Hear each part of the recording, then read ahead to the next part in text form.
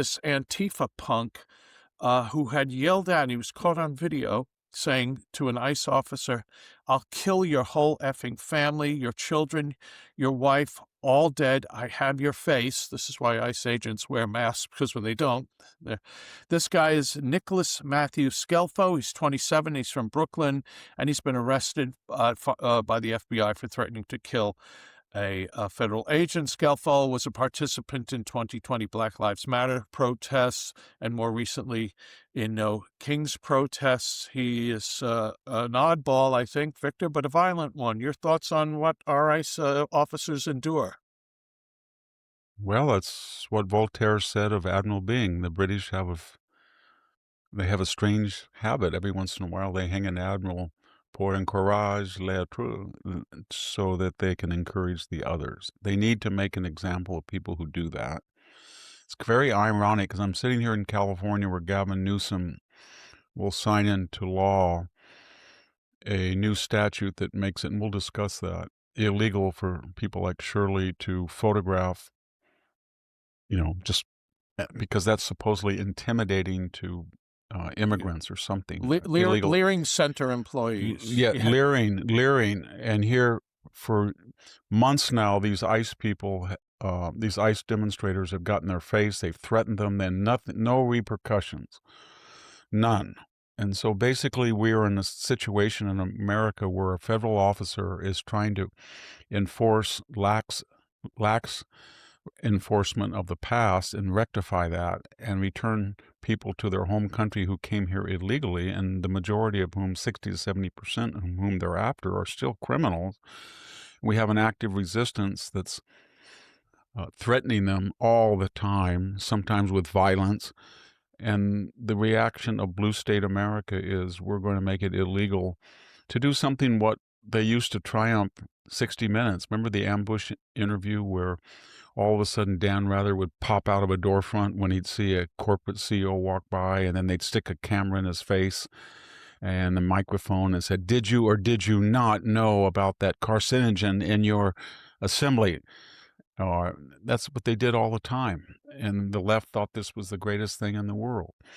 But the left is adolescent, so anything that they feel adds to their power and influence, any means necessary, it's okay. And then when it's used against them, they get paranoid. So they're all mad at E. Jean Carroll now because everybody knew she lied under oath when she said that Reid Hoffman didn't fund her lawsuit. And that was a complete lie. He funded almost all of it. And now they decided to do what? Do something nobody does, enforce the perjury law. And this is lawfare, this is vindictive. Her whole case was a bill of attainder that allowed her to have a suspension of this sexual harassment statute for 1 year, written specifically for her so she could get Donald Trump. So I'm really, it's really demoralizing to see what these young punks do. And then I said that to Sammy the other day, that 45% of them, Jack, are Mexican-American middle-class people. And nobody in the Mexican-American community is doxing them or exposing them. The ICE officers. The ICE officers. Yeah. They are celebrated because when you have 12 million illegal aliens from south of the border come across, they do not go to Martha's Vineyard. They do not go to Atherton. They do not go to, I don't know, Palm Beach. We know they don't go to Martha's Vineyard, or we know they don't go to Nantucket. They go to Hispanic communities, and the result, like mine, and the result is when you go to the emergency room, you can't get served. Or when you go for your mom's dialysis, she can't get served. Or you go to the store and somebody is not speaking Spanish, they're speaking an indigenous dialect, and no one knows what to do. Or you're having truck drivers that can't read English and they're killing people, given fake licenses. It's basically government, but they're pseudo licenses. There was no requirement that you had to meet to get them. So that's the problem. This is a class thing. These are wealthy, upscale, young punks, middle-aged retirees, mostly from white, Asian, elite of this country, and they go out as sort of a sporting event, and then they disparage, slur, smear, try to attack largely middle-class Mexican-American officers. No one talks about that, but that's the real Yeah, subtext this of the is entire thing. interesting on the elitist side, and this is another anecdote of another individual.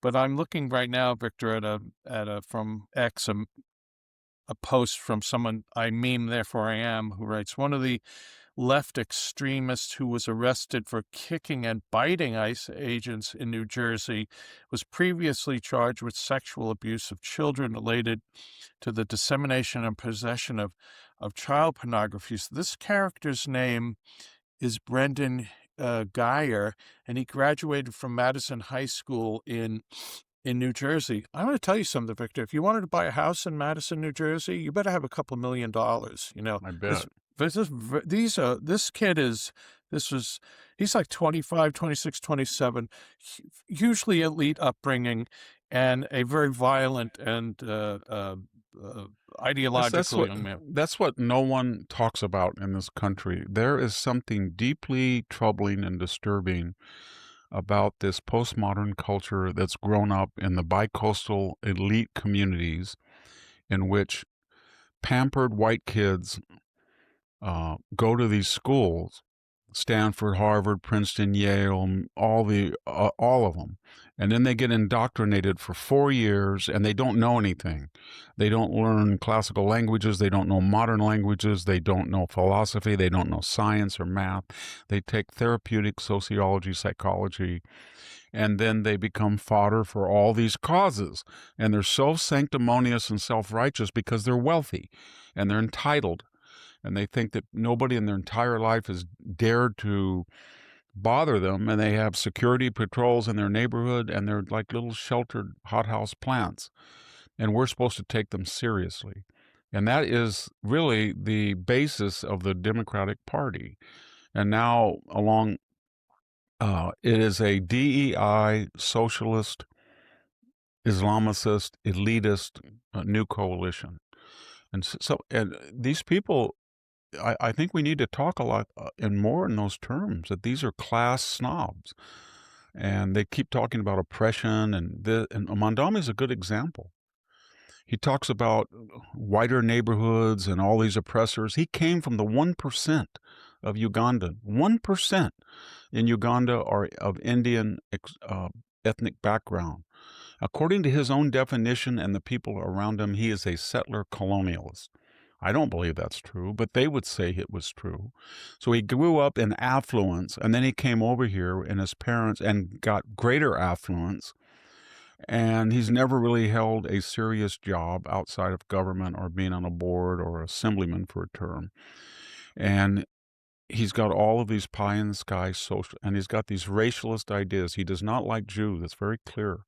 He does not like white people, or he wouldn't say, I'm going to go after the nicer, whiter neighborhoods. No one, when you talk like that, that's just a revelation of your soul.